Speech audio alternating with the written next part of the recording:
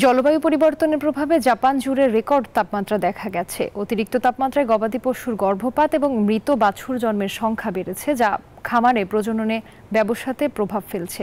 গবাদি পশু ঠান্ডা রাখতে ভিন্ন পদ্ধতি ব্যবহার করছে স্থানীয় কৃষকেরা। গবাদি পশুর স্বাস্থ্য সংরক্ষণে বিনিয়োগ করা ছাড়া আর কোনো বিকল্প সম্ভাবনা নেই বলে জানিয়েছেন খামারিরা। জাপান প্রশান্ত মহাসাগরের পূর্ব এশিয়ায় অবস্থিত একটি দ্বীপ রাষ্ট্র। এই গ্রীষ্মে জাপান জুড়ে রেকর্ড ভাঙা তাপমাত্রা দেখা গেছে। প্রচন্ড তাপে ফার্মের প্রজনন ব্যবসার উপর বেশ প্রভাব ফেলেছে। এতে চিন্তিত হয়ে পড়েন খামারিরা। গবাদি পশু বিশেষ করে গরুদের ঠান্ডা রাখতে ভিন্ন পদ্ধতি ব্যবহার করছেন স্থানীয় কৃষকেরা। গৌশালাগুলোতে ফ্যান এবং নজল লাগানো হয়েছে। তাপমাত্রা কম রাখতে মিন্ট স্প্রে করার পাশাপাশি গরুর গলায় আইস প্যাকও ব্যবহার করেন কৃষকেরা।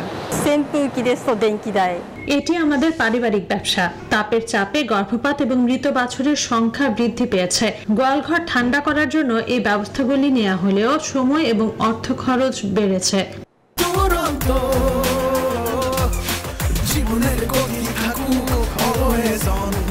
চলতি গ্রীষ্ম জুড়ে রেকর্ড পরিমাণ তাপমাত্রা বেড়ে যাওয়ায় জুলাইয়ের শেষের দিকে স্বাস্থ্য সতর্কতা ঘোষণা করা হয়। আমি ভীত আগামী বছর গরম বাড়লে কি হবে। বাছুরা যে তাপমাত্রা থাকতে পারে তা গুরুত্বের সাথে বিবেচনা করতে হবে।